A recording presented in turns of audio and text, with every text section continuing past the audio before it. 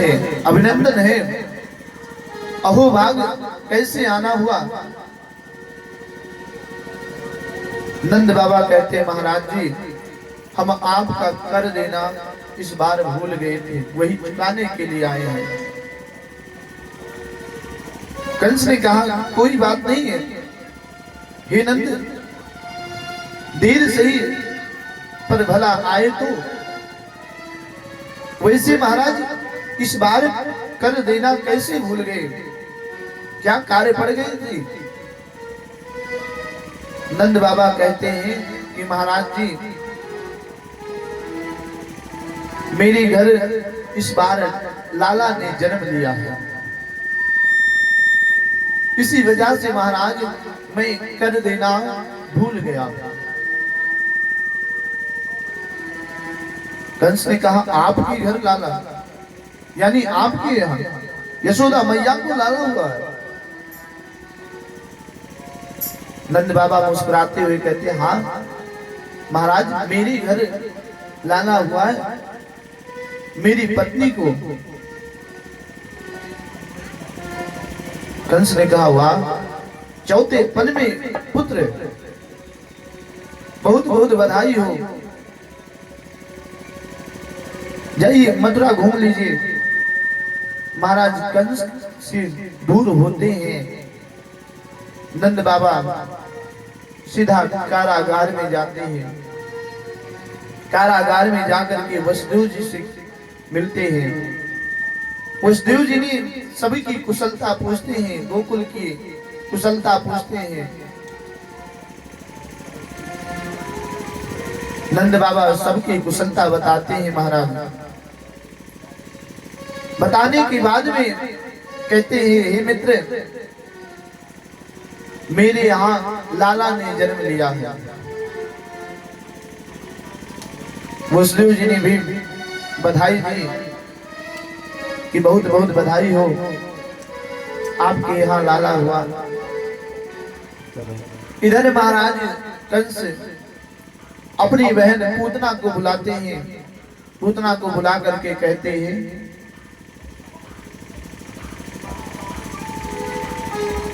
पूतना को बुला करके कहते हैं महाराज कि हे बहन मेरे ऊपर बहुत बड़ा संकट आने वाला है। हो ना हो जो गोकुल में पुत्र जन्मा है नंद के यहाँ, वो शायद मेरा ही मृत्यु है, मेरी ही बहन का अष्टम पुत्र है। हे बहन तुम जाकर के उसे छल बल से उसके प्राण निकाल दो। भर गए रुधिर से महाकाल, पर हृदय हमारा भरा नहीं। भर गए रुधिर से महाकाल, पर हृदय हमारा भरा नहीं। पर हृदय हमारा भरा नहीं। मर गए हजारों बालक, मर गए हजारों बालक, पर ब्रज बाला बालक मरा नहीं। ब्रज बाला बालक मरा नहीं। ब्रज बाला बालक मरा नहीं। छल बल से प्राण निकाल बहन, छल बल से प्राण निकाल बहन। यदुवंशी गोकुल लालों का, यदुवंशी गोकुल वालों का, यदुवंशी गोकुल लालों का, यदुवंशी गोकुल लालों का।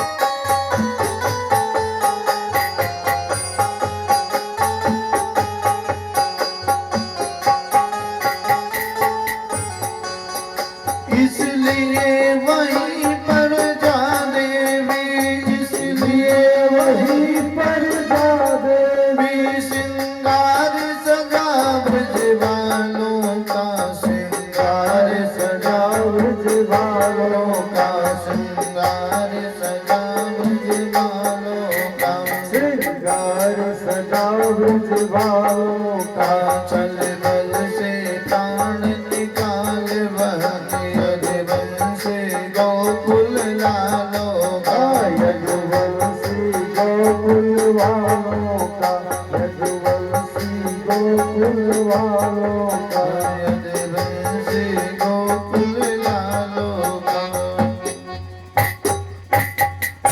हे देवी, हे बहन, हजारों बालों की हत्या कर दी मैंने। यहाँ तक अपनी बहन देवकी के 6 पुत्रों को मैंने अपने हाथों से मृत्यु किया, किंतु अभी भी मेरा संकट, जिसे मैं मारना चाहता था, वो अभी तक जीवित ही है।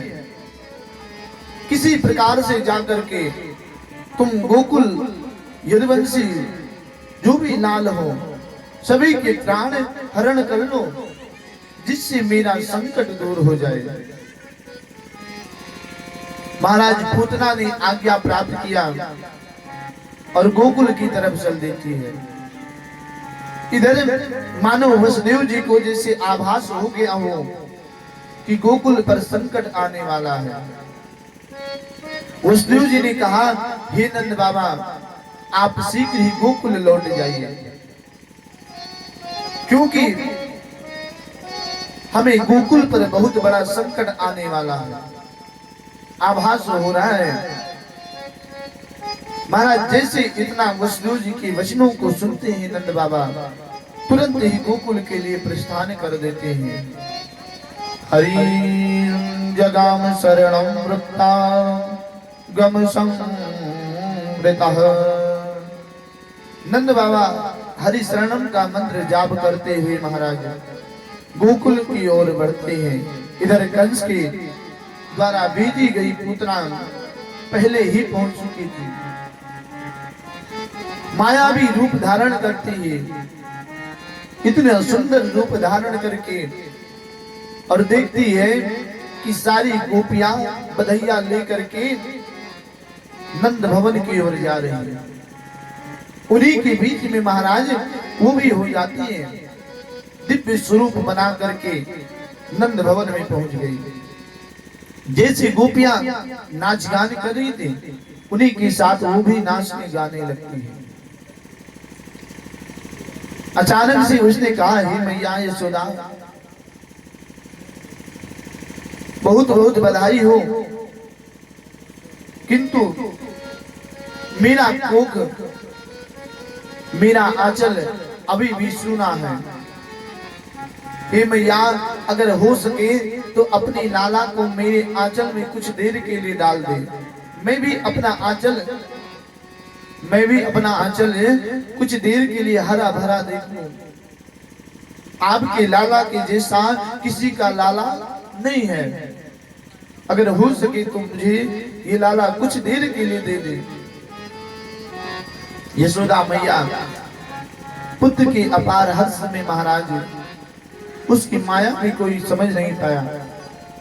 सबने सोचा कि शायद देवलोक से अप्सरा आई है। इतनी सुंदर रूप महाराज बना करके आई थी पूतना। और उसके बाद में जैसे मैया ने लाला को उसके आंचल में डाला, गोदी में डालती है, स्वयं घर के कामों में लग जाती है। उसने इधर उधर देखा, ना गोपियों का ध्यान था, ना यशोदा मैया का ध्यान था। देख करके महाराज जैसे ही देखती कि कोई हमारी तरफ नहीं देख रहा है, तुरंत अपने स्तन पान कराने लगती है। शिशुमं निघन्ते यस्यावृणन्तरः। महाराज स्तन पान कराने लगी। स्तन पान कराते ही वह